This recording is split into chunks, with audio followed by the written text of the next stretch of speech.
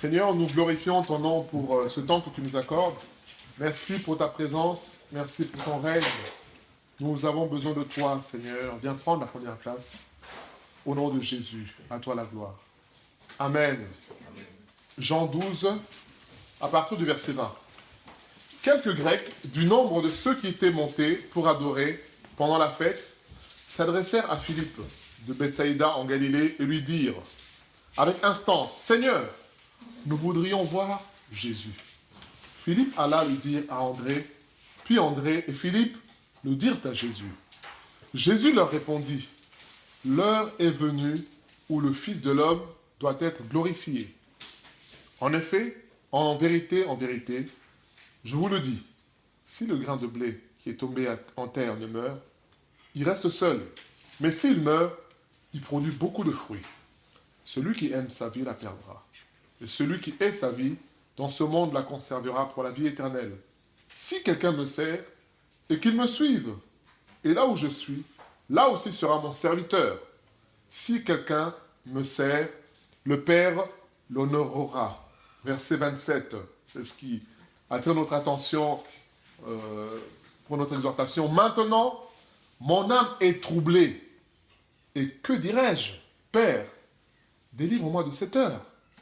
Mais c'est pour cela que je suis venu sur terre, jusqu'à cette heure, pardon. Père, glorifie ton nom. Et une voix vint du ciel. Je l'ai glorifié et je le glorifierai encore. La foule qui était là et qui avait entendu disait que c'était un tonnerre. D'autres disaient, un ange lui a parlé.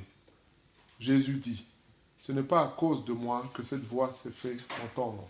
C'est à cause de vous. Maintenant a lieu le jugement de ce monde.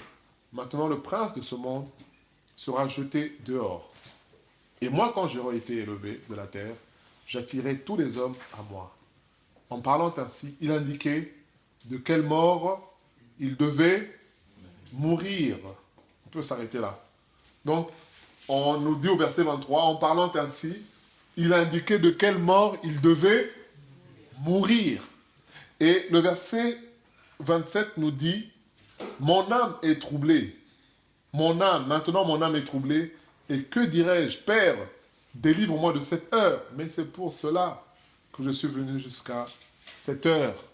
Alors, on nous dit que les Grecs viennent voir Philippe pour lui dire, nous voulons voir le Maître, Jésus. Et Philippe va parler à André, et les deux vont voir Jésus pour lui dire, écoute, les Grecs cherchent à te voir. Et quelle est la réponse de Jésus? Il dit, l'heure où le Fils de l'homme doit être glorifié est arrivée. Et cette heure-là, c'est laquelle? Verset 33 nous répond qu'il parle de quoi? De sa mort.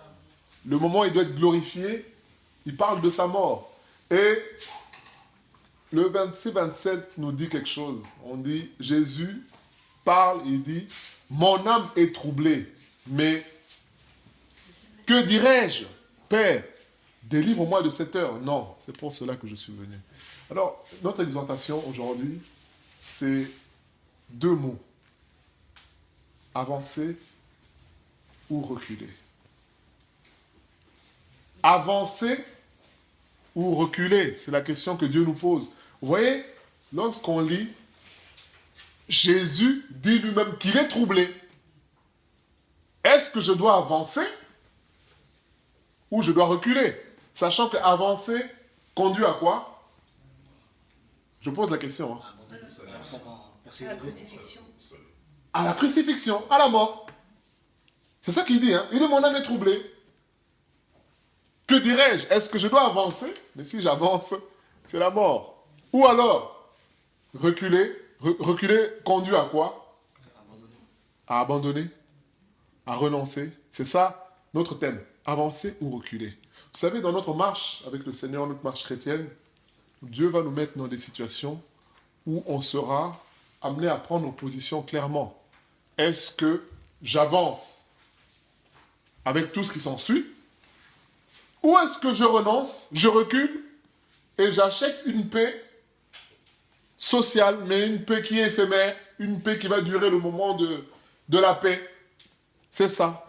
Dans notre marche avec le Seigneur, on sera confronté à ça. Vous savez, il y a beaucoup d'exemples. Hein. Il y a beaucoup d'exemples dans la Bible qui parlent de cela. Les amis de Daniel, lorsqu'ils se retrouvent devant le roi dit, allez, vous prosternez maintenant devant mon Dieu, la statue que j'ai érigée, ou alors c'est la fournaise ardente. Vous voyez un peu, qu'est-ce qu'on nous dit, quand on nous décrit le texte, on nous dit que ceux qui étaient appelés à chauffer, ceux qui étaient conduits, envoyés pour chauffer la fournaise, ont été calcinés. Vous vous rendez compte, hein? Que ceux qui travaillent, c'est-à-dire que tout ça, ça arrive à vos oreilles. Vous apprenez que ceux qui se sont approchés à 1 mètre de la fournaise ont été calcinés. Alors, vous imaginez, on vous met dedans, presque nu, excusez-moi le terme. Vous voyez, donc, il y a toute cette pression-là. Et là, le roi est devant vous. Il vous dit maintenant, est-ce des propos délibérés? Est-ce que vous assumez ce que j'ai entendu? Assumez maintenant. Vous savez, dans cette condition-là, qu'est-ce qu'on dit? On dit, oh, c'est roi, c'est ce que les gens ont mal compris. Le contexte, quand nous on a dit ça, c'est parce que, oui, on va commencer à chercher à... Non, la question c'est avancer ou reculer. Les hommes ont dit quoi au roi? Écoute, roi, on ne va pas discuter avec toi. On ne discute pas. Voilà, notre Dieu est le véritable Dieu. C'est tout. Mais en disant ça, il s'expose à quoi? À la mort. Avancer ou reculer? On va détailler ensuite avancer et reculer, mais je donne d'abord des exemples pour poser un peu le cadre.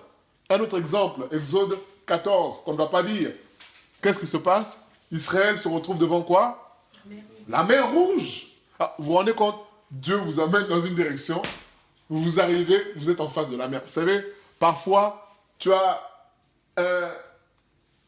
une petite envie de te dire, ah non, il y a peut-être un chemin que je ne vois pas. Vous savez, c'est comme le GPS parfois. Hein. Il te conduit, toi tu connais la route, mais tu mets quand même le GPS. Mais parfois tu anticipes, tu dis, ah, il doit me faire passer par là. Mais tu te rends compte que non, c'est pas ça. Ah, mais c'est pas ça. Oh, mais c'est pas ça. Mais je pensais que... Finalement, donc, au fur et à mesure, le GPS te montre que non, c'est pas ce que toi tu penses. C'est pas ce que toi tu as anticipé. C'est autre chose. Et les enfants d'Israël se retrouvent devant la mer Rouge. En face, la mer, derrière les Égyptiens. Que ferons-nous? Qu'est-ce qu'on va faire? En face de la mer, derrière les Égyptiens. Mais qu'est-ce que Dieu dit à Moïse? Il dit, écoute, dis au peuple que les Égyptiens qui voient là, ils ne le verront plus. Mais, arriver devant la mer, bien aimé, mais il faut une sacrée dose de confiance, de foi en Dieu, pour croire que Dieu va frayer un chemin au milieu de la mer.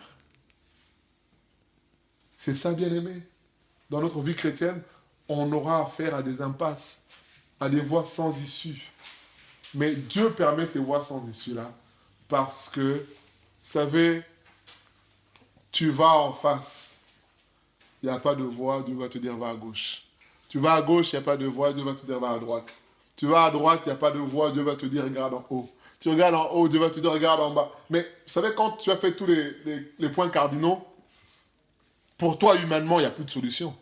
C'est vrai ou c'est pas vrai? Ah, mais Dieu ne manque pas de ressources.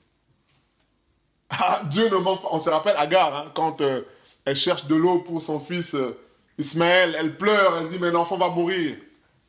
Mais Dieu lui dit, mais pourquoi tu pleures? Elle dit, mais regarde l'enfant, tu m'as chassé.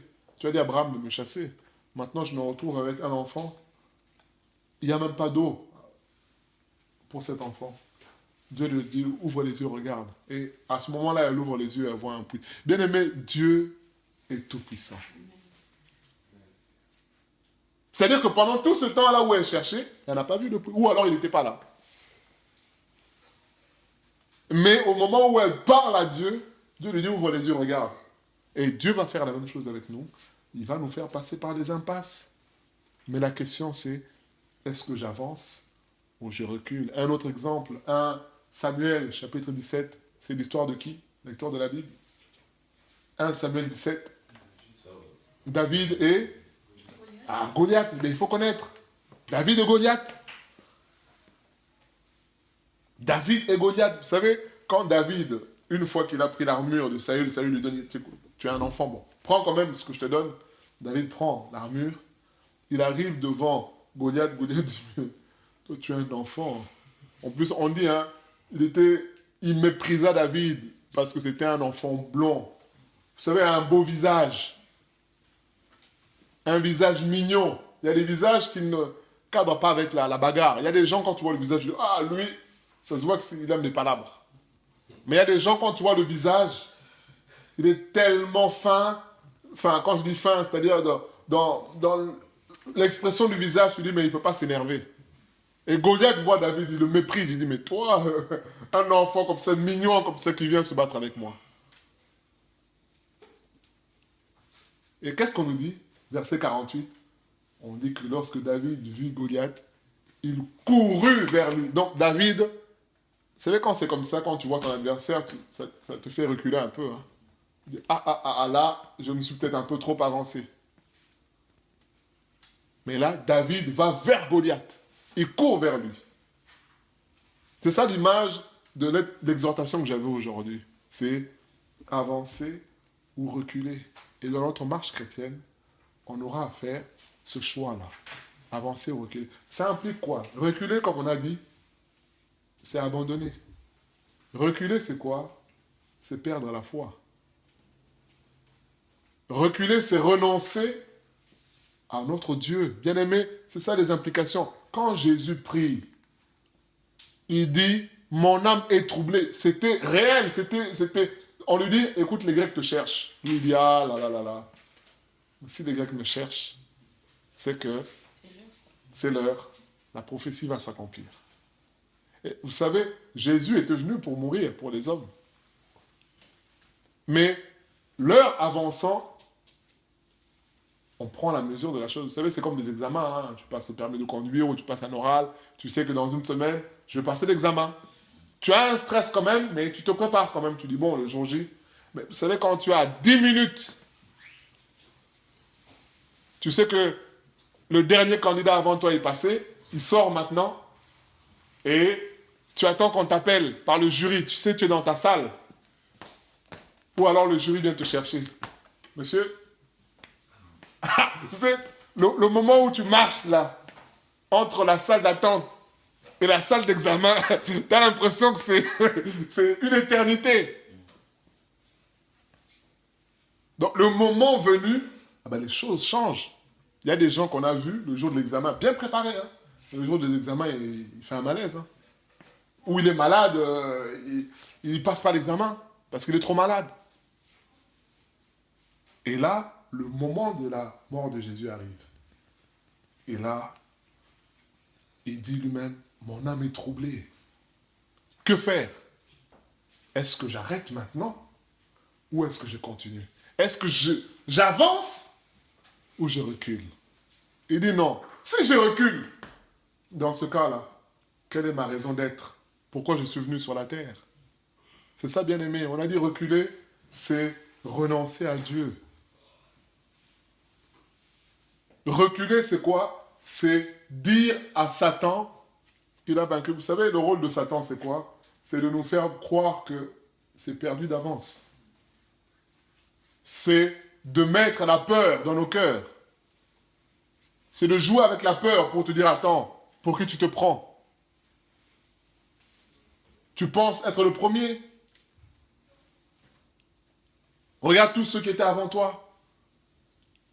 Où est Dieu maintenant? Oui, c'est ça le rôle de Satan. Mais le but, c'est quoi? C'est de dire, bon, je capitule. J'abandonne. Mais c'est tellement simple. Et Jésus, il dit lui-même, mon âme est troublée. Est-ce que je continue jusqu'au bout de ma mission? Ou est-ce que je m'arrête? Mais s'arrêter, c'est reculer. C'est renier ce que nous sommes bien-aimés. Vaut mieux mourir avec foi que renoncer à Dieu. C'est ça, bien-aimé. Et dans notre marche de tous les jours de la vie chrétienne, avec les collègues au travail, avec les amis, avec la famille, bien-aimé, pensons à cette exhortation. Est-ce que je recule ou j'avance? Reculer, c'est quoi? C'est accepter le compromis. Tu arrives quelque part, bon, on est tous réunis en famille. Maintenant, on va verser le vin en l'honneur de notre papa ou notre maman qui est décédé. Maintenant, on va... Ah, bien aimé, c'est à ce moment-là. Reculer, c'est quoi? C'est dire, bon, voilà, pour faire preuve de sagesse, de toute façon, moi, je ne crois pas en tout ça. Donc, ils font leurs choses. Non, non, non, non, non, non. L'enfant de Dieu doit manifester, écoutez, vous faites ce que vous avez à faire. Moi, je ne souscris pas à ça. C'est donner sa position. Mais reculer va dire, bon, de toute façon, c'est dans ton cœur. Hein. La foi, c'est oui, la foi, c'est dans le cœur. Mais devant une autre divinité, on doit marquer réellement en qui on croit. Vous savez, en français, on dit qui nous dit mot. Ah, c'est comme ça. Hein. C'est comme ça. Même si tu dis, moi, je... Non, non, non. Fallait t'exprimer. À partir du moment où tu ne t'es pas exprimé, ta voix ne compte pas. Ce que tu penses ne compte pas. Mais d'ailleurs, non seulement ça ne compte pas, mais souvent, c'est le négatif qui l'emporte sur le positif dans ces cas-là. Vous savez, c'est comme en musique. Hein. En musique, même si on est 100, il suffit qu'il y ait une fausse note ou quelqu'un qui sort de la tonalité, ça abîme tout. Même si on est 100. Même si le pianiste est bon, il suffit qu'il fasse une note qui n'est pas dans la gamme. Si ça entre dans l'enregistrement, ça abîme. Pour ceux qui sont rigoureux, qui font des enregistrements en studio, même si vous avez fait un travail pendant 1 heure, il y a cette fausse note-là. Allez, on écrase, comme ils disent en studio. Voilà, on écrase ça. Donc, c'est-à-dire qu'on recommence la prise, on garde peut-être celle-là au cas où, mais on recommence une prise qui sera parfaite, entre guillemets, qu'on va garder, puisque l'autre a une erreur. Et c'est ça, bien aimé. Réunion de famille. Bon, nous, c'est comme ça qu'on... Bien aimé, est-ce qu'à ce moment-là, tu choisis d'avancer ou de reculer? Mariage, culte catholique. Ah, moi, je rentre... Oh, mais attends. Pour qui tu te prends? On est tous chrétiens. En plus, tu dois faire honneur à la personne quand même. Et parfois, peut-être que la personne t'a aidé. La personne s'est occupée de toi. Et là, on joue sur la corde sensible pour dire, attends, t'as oublié tout ce que la personne a fait pour toi? Et toi, tu te dis chrétien. Et aujourd'hui, c'est comme ça que tu... Mais vous savez, le diable, quand il veut t'avoir dans les sentiments, il est fort. Hein? Toi, aujourd'hui, tu es... Ah, les gens sont ingrats. Hein? Donc, aujourd'hui, toi, tu as oublié ce que la personne a fait pour toi? Aujourd'hui, tu oses dire non. Et là, tu te dis, bon, là, on va acheter la paix. Je vais entrer, et puis bon, de toute façon, on n'en parlera plus. Non, bien-aimé, renoncer ainsi, c'est renoncer à Dieu. Vous savez, Daniel, qui va voir les chansons du roi pour dire, écoute, ne nous donne pas la nourriture du roi. Donne-nous les légumes. Et les chansons disent, mais non, mais si je vous donne ça, mais vous serez en mauvaise santé. Il dit, non, c'est pas grave. Bien-aimé, c'est ça, parce que ces gens-là savaient que manger la nourriture qui était sacrifiée à ces idoles-là, c'était finalement faire alliance à ces dieux-là, avec ces dieux-là. Et Daniel a refusé, il a dit non, non, non, non. Moi, je refuse de me souiller avec les mets du roi. Et quelle nourriture mangeait le roi, bien-aimé? Qu'est-ce qu'il mangeait le roi? Et on te donne la même nourriture que le roi. Mais quel honneur, beaucoup diraient aujourd'hui. Ah, Dieu m'a béni, hein. Dieu m'a béni, tu témoignerais. Alléluia, alléluia. Voilà, je mange la même nourriture que M. Macron. Et Daniel a refusé, il a dit non, je refuse. Non seulement tu refuses de manger. Vous savez, la nourriture, c'est quelque chose. Ça a une puissance particulière, la nourriture. La nourriture rassemble les gens, parfois les gens qui ne se parlent pas, autour d'un bon repas. La nourriture, quand tu cuisines, même ton ennemi, tu le fais venir, autour d'un bon repas, il va te dire des choses. Hein. Il va faire des confessions même à cause de la nourriture. Il va confesser des choses. La nourriture, Daniel dit, écoute, on refuse de manger cette nourriture-là. C'est ça, bien aimé. Reculer, c'est accepter le compromis. C'est dire, finalement, le diable a gagné. C'est laisser l'espace à l'ennemi. C'est ça, reculer. Reculer, c'est renoncer au plan de Dieu pour ma vie. C'est ça, bien aimé. Vous imaginez si Jésus avait dit, bon, j'ai fait beaucoup de bonnes choses, j'ai guéri les malades, j'ai ressuscité les morts, j'ai prié pour des gens, j'ai restauré des vies. Bon, le bilan est bon, hein. Le bilan est positif, donc je peux m'arrêter. Vous voyez, le raisonnement du diable, oh, la mission, lui-même il dit, hein, non, moi je ne suis pas venu juste pour faire le bien. Je suis venu pour mourir à la croix. C'est pour ça dans Matthieu 16, quand il dit, le Fils de l'homme doit mourir, Pierre lui dit, non, Seigneur, que Dieu te préserve de tout ce que tu dis là. Mais ça part d'une bonne intention, mais Jésus dit, ah non, là, c'est Satan qui cherche à me sortir de mon objectif. Et c'est ce qui nous arrive aussi, bien aimés. Renoncer ou avancer, le diable va te dire, attends, mais tu as supporté beaucoup. Hier, ton mari t'a manqué de respect, tu n'as rien dit. Avant-hier, devant ta famille, il t'a humilié, tu n'as rien dit. La semaine dernière, il a fait ci, tu n'as rien... Non, maintenant, trop, c'est trop. En fait, tu pèses beaucoup de choses que tu as déjà fait. Mais Dieu ne nous demande pas, bien aimé, de faire beaucoup. Dieu nous demande de tout donner entre ses mains. C'est ce qu'il dit au jeune homme riche. Hein. Il dit, moi je fais ceci, je donne l'aumône, je honore mes parents. Jésus dit, oui, c'est très bien. Maintenant, vends tout, distribue aux pauvres et suis-moi. Voilà, bien aimé, c'est ça la logique de Dieu. C'est pas, j'ai déjà beaucoup fait. C'est ce qui nous arrive aussi. On se dit, non, mais cet homme, non, j'ai aidé, j'ai payé ses études, j'ai fait ci, il est en galère. Mais le Seigneur nous invite à nous donner pour les autres. C'est ça. Parce que sinon, on va commencer à tenir un journal de bord, on écrit, aujourd'hui j'ai fait ci, aujourd'hui j'ai fait ça. Mais bien aimé, c'est sans fin. C'est sans fin. Dieu ne nous demande pas de faire ça. Dieu nous demande d'aimer jusqu'à mourir. Jean 13 nous dit que Jésus, sentant son heure arriver, a mis son amour au comble, au maximum. C'est ça. Maintenant, on a parlé de reculer, les implications.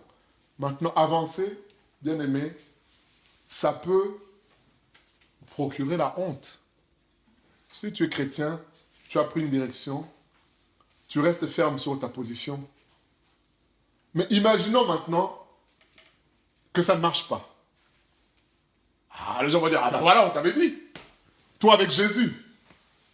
Et voilà. Toi, tu veux être correct, tu veux être toujours logique. Quand je dis logique, vous savez, il y a des gens, les principes, hein, ils respectent bien la Bible, les principes. Certains vont appeler ça la logique. Tu es trop logique, toi. Et voilà, qu'est-ce que ça t'apporte. Ça va valoir la honte, ça va valoir les moqueries des gens. Avancer avec le Seigneur jusqu'au bout, les gens vont se moquer de toi. Vous imaginez, tu marches quelque part dans un supermarché où tu trouves un billet de 500 €. Tu ramasses, tu vas à la caisse ou à la police, monsieur, j'ai ramassé... Vous savez, il y a des histoires, hein. Il ne faut même pas les raconter aux gens parce qu'ils vont dire, oh là là, mais toi... Donc, ils vont dire, mais tu as un problème. Mais bien aimé, c'est ça. Là, c'est ta conscience et toi-même. Hein. Tu dis, bon, là, j'ai ramassé. Alors, les spiritos spirituels vont dire, ah, ça, c'est Dieu qui a fait tomber ça du ciel. Mais les autres vont dire, ah non, ça ne m'appartient pas. Peut-être que quelqu'un a besoin de ça. Alors, je vais aller au commissariat ou à tel endroit pour dire, bon, je ne sais pas ce qui s'est passé, mais j'ai ramassé ça. Voilà. C'est ça, bien aimé. À ce moment-là, quand je dis avancer ou reculer, bien aimé, c'est dans toutes ces choses-là. Qu'est-ce que tu fais? Est-ce que tu ne dis rien, ni vu, ni connu? Ou est-ce que tu vas même jusqu'à te dénoncer, bien aimé? C'est ça. Vous savez, je me rappelle l'histoire des enfants qui venaient autrefois au 108 rue d'Elbeuf. Et la maman n'était pas chrétienne. Mais les enfants venaient à l'assemblée. Et un jour, pendant que les enfants ils jouent à vélo, je crois, un des enfants a rayé bien comme il faut la voiture de la voisine. Et Donc les enfants vont frapper chez la voisine. Ils sonnent. Il dit, tiens, madame, notre petit frère a rayé votre voiture. Et donc la voisine vient chez la maman. La maman n'était pas au courant. Elle vient frapper en disant, voilà ce qui s'est passé. Bon, la maman négocie avec la voisine, tant bien que mal. Et quand la voisine parle, la maman regarde. Ah, mes enfants. Donc vous avez vendu votre petit frère. Bien aimé, mettons-nous à la place d'une maman seule qui galère. Vous savez, les enfants, c'est des enfants. Hein. Ils ne se prennent pas la tête. L'adulte, quand c'est comme ça, il regarde à gauche, il regarde à droite. Il n'y a personne. Bon. Mais là, les enfants sont partis balancer bien comme il faut. Alors là, la maman reste avec les enfants et dit, mais vous mettez dans des problèmes, les enfants. Vous me mettez dans des problèmes. Et là, les enfants, vous savez ce qu'ils répondent. Mais, maman, mais cacher, c'est pas bien. Jésus veut pas. Bien aimé. Bon, finalement, il y a eu un arrangement pour régler. Mais bien aimé, c'est tous ces exemples-là. Est-ce qu'on est prêt à avancer avec le Seigneur jusqu'au bout? Ou, par un moment, bon, on recule un peu. On s'assoit un peu sur la vérité en disant, bon, allez, là, ça va me créer encore des problèmes. Bien aimé, c'est toutes ces choses-là. Avancer, ça va te créer des problèmes. Là où tu peux aller silencieux, parfois c'est arrivé à des chrétiens, parking, là, ils cognent la voiture de quelqu'un. Bon, tu sors, tu mets un mot, écoutez monsieur, j'ai cogné votre voiture, voici mes cordes. Vous savez, mais quand tu fais ça, la personne elle-même qui sort, qui voit ça, elle dit, mais cette personne n'est pas normale. Parce que l'humain lambda, qu'est-ce qu'il fait? Ben, il dit rien, si on ne l'a pas vu. Ah oui, quand on l'a vu, oui, c'est autre chose. Mais quand on ne l'a pas vu, ah, ni vu ni connu. Mais là, tu laisses tes coordonnées, tu sais qu'il y a un risque au niveau des malus, il y a un risque au niveau de ceci, il y a un risque de... il y a un risque. Mais tu le fais parce que c'est la vérité. Avancer avec le Seigneur bien-aimé, ça va nous créer des problèmes. Ça va amener à la mort à soi. Ça va amener à ce qu'on soit critiqué. Mais avancer avec le Seigneur, ça amène quoi aussi? Des interventions surnaturelles de Dieu. Puisqu'on avance, la mer rouge, qu'est-ce qui se passe? Dieu dit à Moïse, écoute, prends le bâton, allez. Sépare la mer en deux. C'est ça, bien-aimé. Avancer avec le Seigneur, c'est entrer dans les objectifs de Dieu. Même si, humainement, la chair peut souffrir, mais on sait que c'est le Seigneur qui me conduit, qui me dirige. L'Éternel est mon berger, je ne manquerai de rien. Je ne manquerai de rien. Donc l'Éternel me conduit, j'avance avec lui, bien-aimé. C'est ça. C'est ça notre exhortation, bien-aimé, nous dire qu'est-ce que nous voulons. Est-ce que nous voulons renoncer, reculer, ou est-ce que nous voulons continuer à avancer avec le Seigneur? Parfois, on connaît la parole. Notre chair nous dit, allez, fais ça. Non. L'Esprit de Dieu te dit, non, faire ça, c'est faire comme si Dieu n'était pas Dieu. C'est reculer. Ne recule pas. Vous savez, Jésus, dans Matthieu 26, c'est là, nous sommes maintenant dans le que faire. Que faire, bien-aimé? C'est prier. Matthieu 26, Jésus dit, il fait une prière similaire. Il dit, Père, s'il est possible, hein, d'éloigner cette coupe. Mais qu'est-ce qu'il dit? Non pas ma volonté, que ta volonté. C'est-à-dire que Jésus, en dehors de cet épisode-là, il y a eu Gethsemane, où le combat a encore été plus dur. Et c'est la même question qui se pose. Est-ce que je continue ou je m'arrête? C'est trop dur. Il dit non, Père, non pas ma volonté à toi, mais que ta volonté se fasse. C'est ça, bien-aimé. Et on nous dit qu'un ange est venu le fortifier. Ne négligeons pas la prière, bien-aimé. Avançons en comptant sur le Seigneur, en priant, en disant, Seigneur, aide-moi. Et Dieu va agir par une intervention surnaturelle. Bien-aimé, croire en Dieu, c'est croire aussi qu'il est capable de nous délivrer des situations par des moyens extraordinaires. Parce qu'il est Dieu. C'est croire aussi en cela. Parce qu'il est Dieu, il y a la difficulté, l'impasse est là, mais lui, il est au-dessus de l'impasse. Il va trouver un moyen pour sortir de l'impasse. C'est ça, bien-aimé. C'est ça, avancer avec le Seigneur. Nous allons prier pour que Dieu nous aide à avancer avec lui, à ne pas reculer dans notre vie de tous les jours où parfois nous manquons de manifester la vérité, dire la vérité, puisque on ne veut pas choquer, on ne veut pas déranger, puisque on ne veut pas être le mouton noir dans l'histoire parce que on ne veut pas paraître bizarre. Prions pour que Dieu nous aide à lui être fidèle au nom de Jésus. Seigneur, nous prions pour que tu nous aides, Seigneur, à avancer avec toi, à ne pas reculer, Seigneur. Seigneur, nous prions pour que tu nous soutiennes. Toi qui es le Dieu vivant, le Dieu fidèle. Merci d'agir, Seigneur, dans nos vies. Merci d'agir. Seigneur, comme ce chant dit, Seigneur, que la croix est devant nous et nous ne voulons pas reculer, Seigneur. Tu vois, tout ce qui dans la vie, Seigneur, nous pousse à reculer, Seigneur. Les compromis, le fait de vouloir arranger notre chair, de ne pas créer des problèmes, de désirer une paix humaine autour de nous. Seigneur, nous prions, Seigneur, pour que tu nous aides, Seigneur, à ne pas reculer, Seigneur. Fais-nous grâce, toi qui es le Dieu vivant. Au nom de Jésus, merci d'agir. Merci d'étendre ta main, Seigneur. Nous ne voulons pas reculer, Seigneur. Nous voulons avancer avec toi. Au nom de Jésus.